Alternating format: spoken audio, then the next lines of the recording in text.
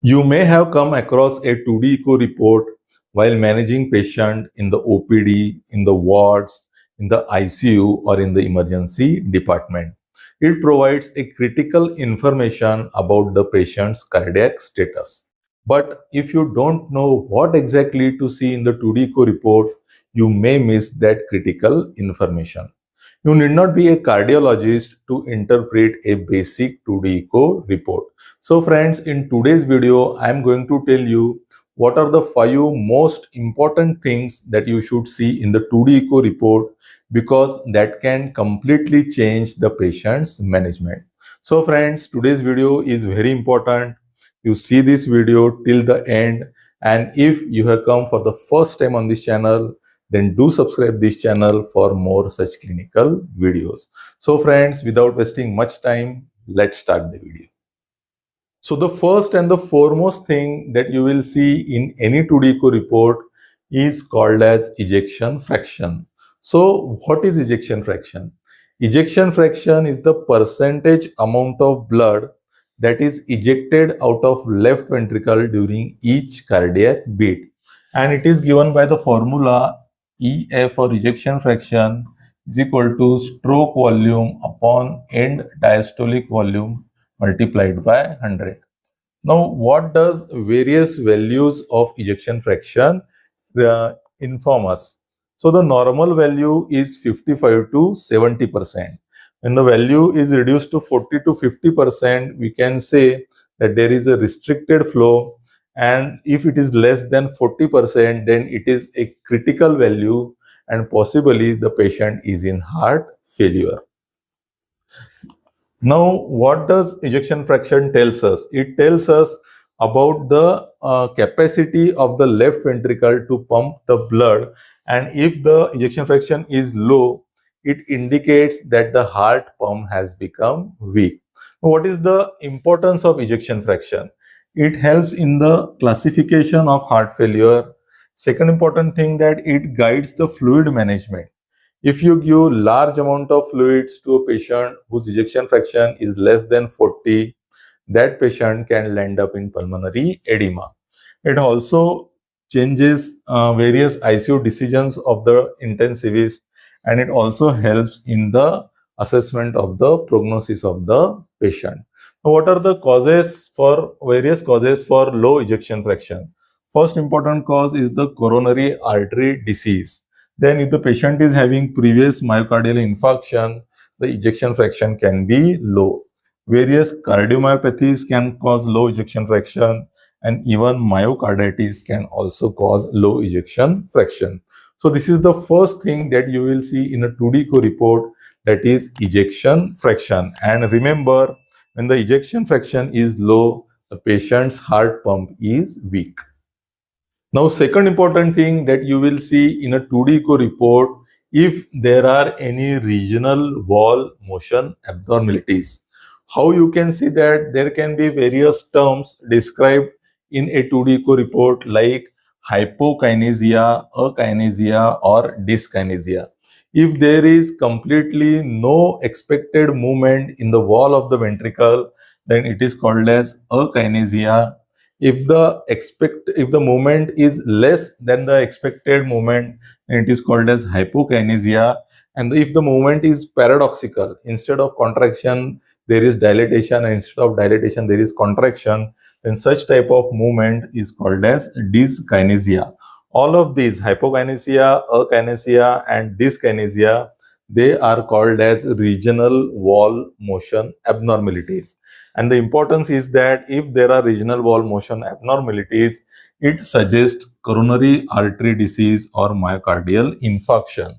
And important thing is that it can detect cardiac ischemia even before there are changes in the ECG. Sometimes patient is having symptoms of heart attack, the ECG is normal, but there are regional wall motion abnormalities in the 2D echo. So this is the importance of regional wall motion abnormalities, that it can detect cardiac ischemia even before ECG changes. Now the third thing that you will see in a 2D echo report is if there is any pericardial effusion. So in this image you can see this is the heart, and this is the outer covering, that is pericardium.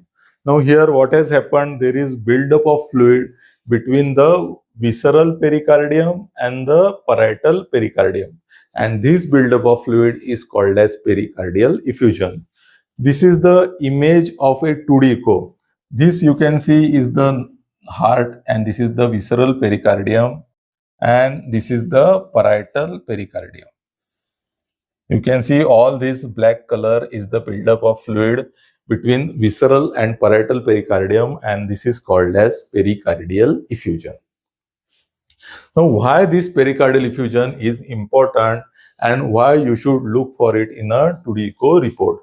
Small pericardial effusions are harmless, but large effusions can turn into cardiac tamponade, which is a life-threatening condition.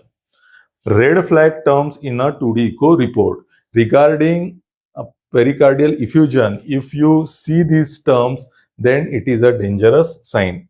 So if the pericardial effusion is large, that is, it is more than 2 centimeters, or if there is right ventricular collapse or right atrial collapse, or if there is circumferential effusion, these are the red flags, and here there can be a condition called as cardiac tamponade, which is life-threatening.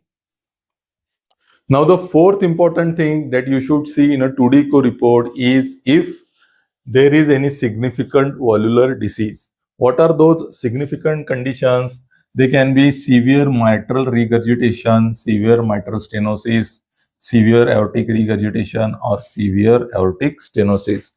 They can lead to various symptoms and problems in patients like breathlessness, pulmonary edema, atrial fibrillation, syncope, or even sudden death, especially in aortic stenosis. So these important so the clues of these important valvular disease are present in a 2D echo report, and you should look for it in the 2D echo report.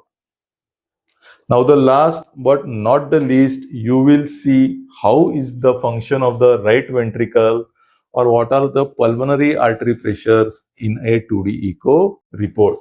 So if you see these type of terminologies in a 2D echo report like RV dysfunction, dilated right ventricle, elevated RVSP, reduced TAPC, or pulmonary hypertension, that is mean pulmonary artery pressure more than 20 millimeters of mercury.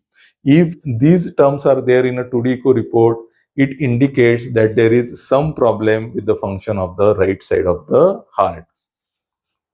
Now, what are the causes for right ventricular dysfunction? They are pulmonary embolism, COPD, ARDS, or pulmonary hypertension. And what is the importance? The right ventricular dysfunction, it can lead to low cardiac output. It can also lead to low oxygenation of the blood because less blood will enter into the lungs, and it can also lead to hepatic congestion. So this is the last thing, or the fifth important thing that you will see in a 2D echo report, that is about the function of the right side of the heart. So in summary, what are the 5 important things that you will see in a 2D echo report? First is ejection fraction. Then the second thing you will look for is the regional wall motion abnormalities. Third thing you will see if there is any pericardial effusion. Fourth thing you will see if there is any valvular heart disease. And fifth thing that you will see if there is any right ventricular dysfunction and what are the pulmonary artery pressures. So you need not be a cardiologist to safely interpret a 2D echo report.